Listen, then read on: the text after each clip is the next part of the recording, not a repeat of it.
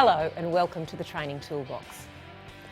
These clips are designed to give you the information you need to understand the different roles, equipment and procedures within the Queensland Fire and Rescue Service. Keeping you safe is the #1 priority. In this clip, we will be looking at vehicles and vehicle safety.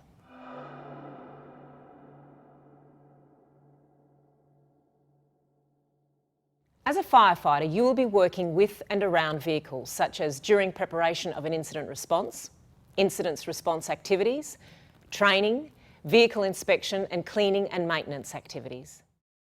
Firefighting appliances vary in size and capacity. Predominantly, brigades have 4x4-wheel drive appliances with high ground clearance. However, 4x2-wheel drive tankers are also being introduced. Although there is less ground clearance, the tankers carry more water in support of the 4x4 appliances. The medium, attack and tanker appliances have the cab over the engine, making forward distance visibility very good. However, the vision towards the rear of the appliance is restricted. In addition, the high cabin requires climbing in and out, which may be challenging for some. Let's look at some safety considerations when working around appliances. When preparing to respond to a fire call, there is often the desire to get underway quickly, which may result in overlooking safety matters that could impact on the safety of you, your crew, or the public. If you are inspecting lockers or equipment, ensure that all persons are clear when opening doors, as injuries can occur from a swinging door or loose, unsecured equipment falling out of the compartment. Ensure that equipment is secured and the door of the compartment is closed and secured prior to transit. Open shed doors prior to starting the engine of an appliance. Ensure pre-start checks are conducted, including a vehicle walk-around to visually check tyres, lockers and equipment. It is essential that any persons in close proximity to a vehicle are made aware that the vehicle is to be started and moved. Make sure that the driver is sitting in the driver's seat before any attempt to start the engine is undertaken. Pre-engine ignition checks should be conducted.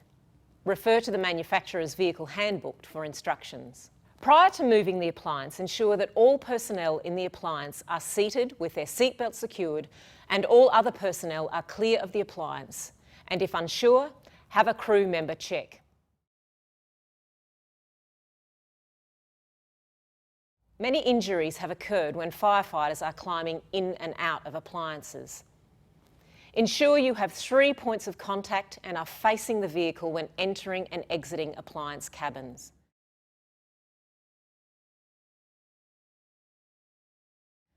Have a quick visual check of the ground prior to climbing out of the vehicle, as the ground may be uneven, wet and slippery, or hazards could be hidden in the grass.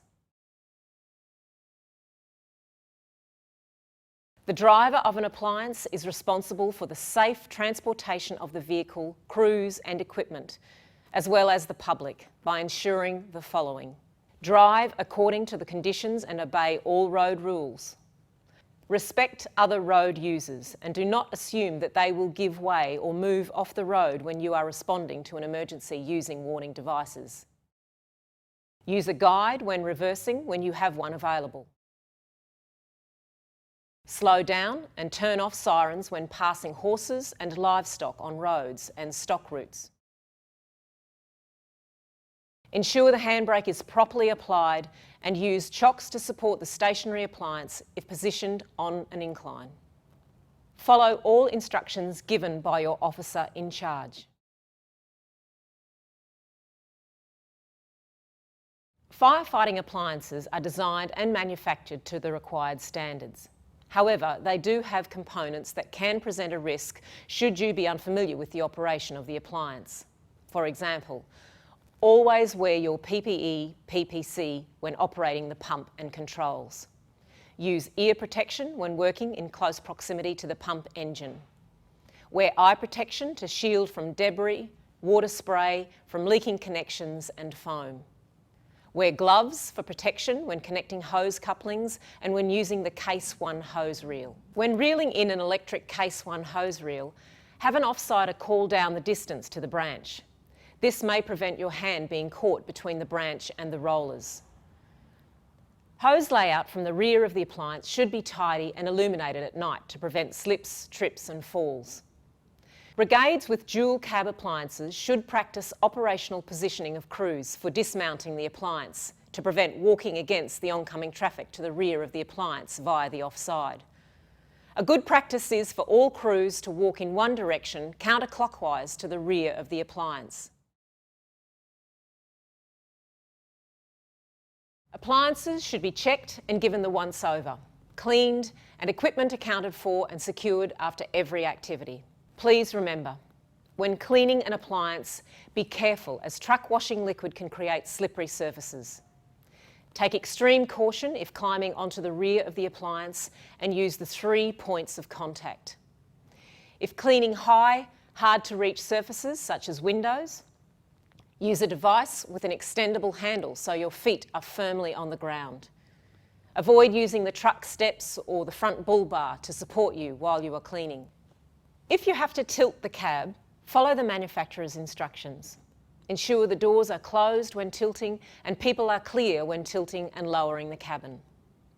When working around vehicles, never rest under, beside, in front or behind an appliance. Never store equipment under, in front or behind an appliance. Never work under an appliance without first removing the keys and ensuring the handbrake is applied and the wheels are chocked. Your appliance is one of the main pieces of equipment in your brigade in support of your community. Please get to know your brigade's appliances and equipment and the capabilities to ensure you are safe when working with the appliance. That brings us to the end of this Training Toolbox clip. You'll find more useful information like this in the rest of the Training Toolbox series, which I encourage you to take a look at, even if it's just as a refresher. If you have any further questions, don't hesitate to ask your supervisor or first officer. Remember, safety first.